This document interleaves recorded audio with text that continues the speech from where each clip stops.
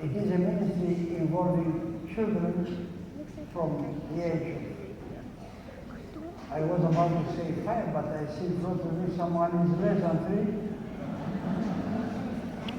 3, and go up to 18 or 20. It involves the youth, but it's an event of joy, an event of art, music and dance, an event of really dignity appearing in this type of manifestation of human creativity and power, and I'm very thankful for this beautiful gift, which is known as FDF. It's one, I have to tell you, when I talk to people here in America or in Europe, one of the issues when I ask them what is specific in the Orthodox Church in America, I mention a number of things, and among the very important 2 or 3 is FDF. You should know that. You have become a witness of Orthodoxy and Hellenism in the best, most beautiful, most attractive way. But I would like to add a few words today, because we heard a really extremely rich, spiritually rich epistle. The gospel is beautiful because it gives us an example of an astonishing faith. The Lord said that this faith of the woman, the Canaanite, was not found even in Israel, so it's a lesson in faith. But allow me just a few words on the epistle. St. Paul's epistle we heard today is from 2 Corinthians, epistle of St. Paul. He says in the original Greek, αδελφοί, εμείς εστε ναός Θεού ζώντος, καθώς είπε, ενοικήσω εν αυτής και εμπεριπατήσω και έσομαι ημινησεών και έσεστε λαός. Translated into English, brothers and sisters,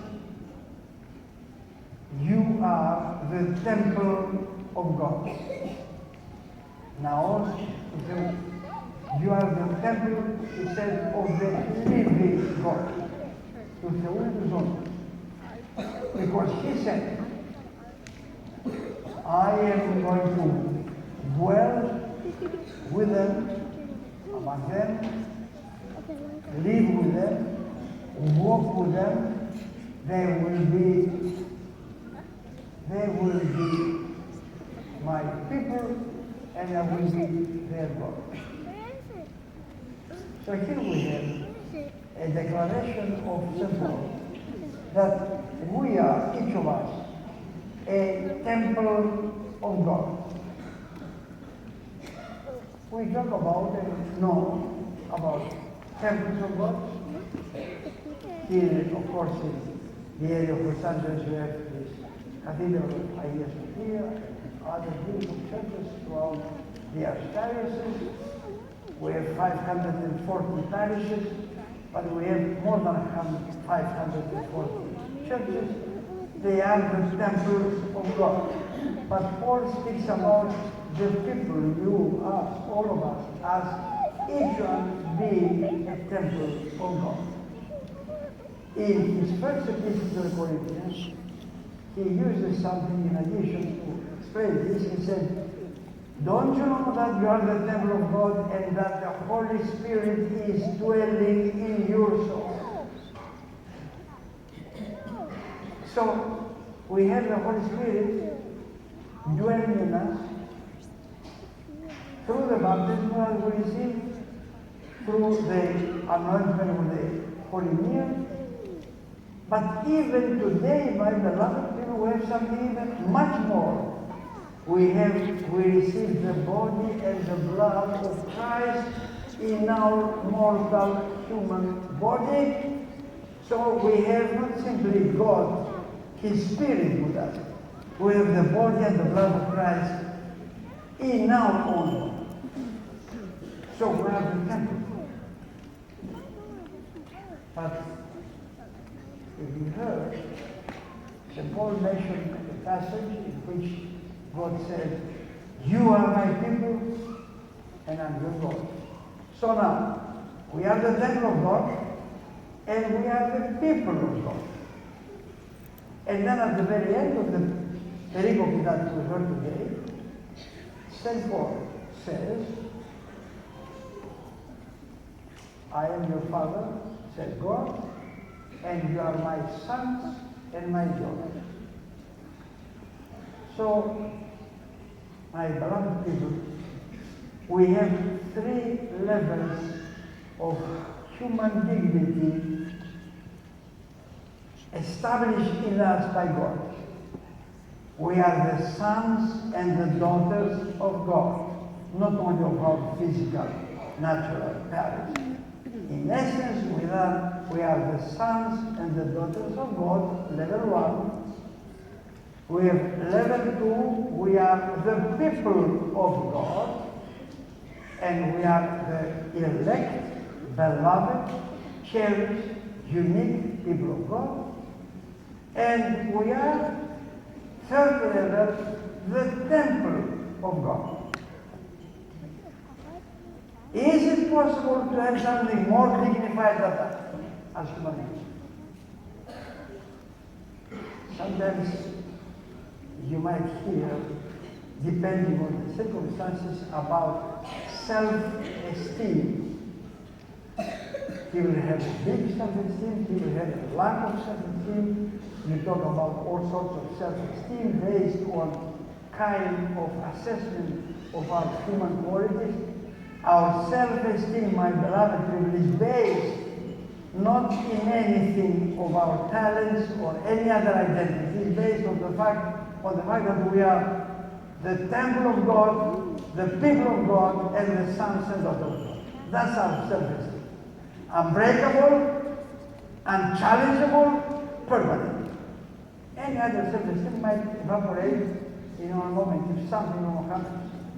Not the feeling of the self-esteem and dignity bestowed on us by God as His sons and daughters, as His people, and as His temple. So St. Paul ends what he said to us today.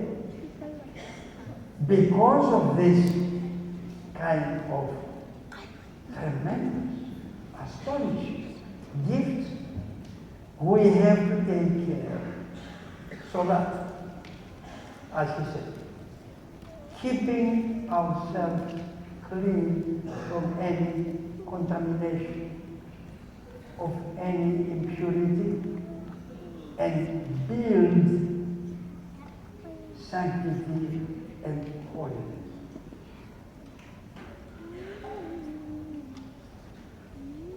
Looking at the icons, especially in a church which is with full iconography, we see the saints and the martyrs, and we think, oh, that's happened in the past.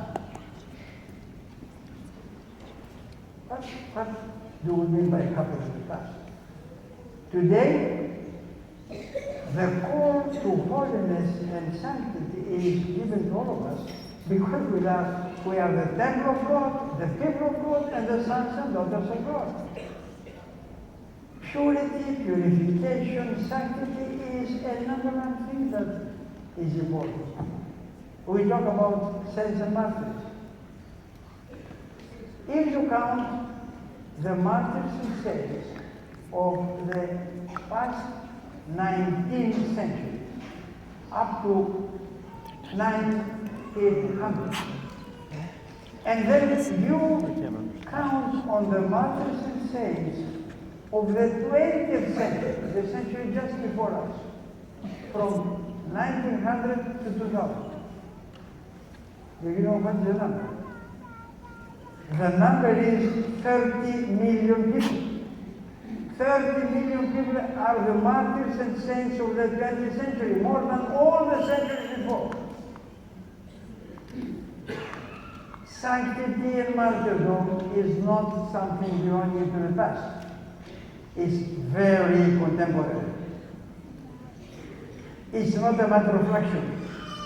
It's a matter of something that is integrally related to faith and the manifestation of faith.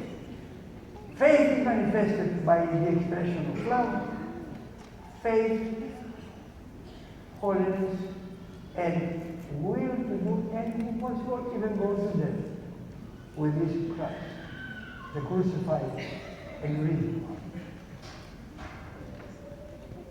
So this FDF today, by a wonderful coincidence of the reading of the Gospel and the Epistle, opens to us the horizon not only of achieving things that are items of beauty and art, music and dancing, but issues and items that enhance our human quality in a time that we need this quality. I mentioned a number, 30 million people, the martyrs, but my beloved, very beloved people, I have to give you another number, which is the opposite. The number of the victims of human trafficking, women and children, becoming objects of the worst inhuman, despicable exploitation. 35 million is the number today of women and children victims of this type of violence, which is something more than ugly, more than rejectable, more than really not to talk about a phenomenon of the 20th century.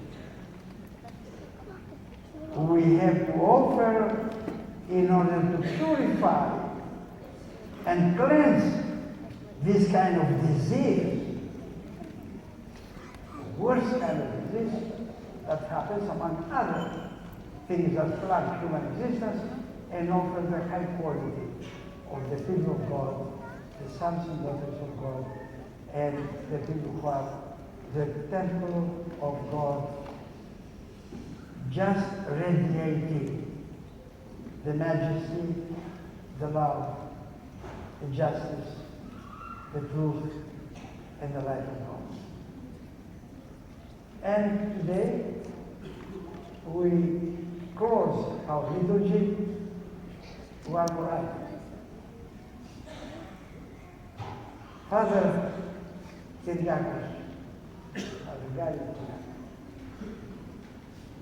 have been the person that did and does so much for this FDF ministry. And he does it with joy and dignity, efficiency,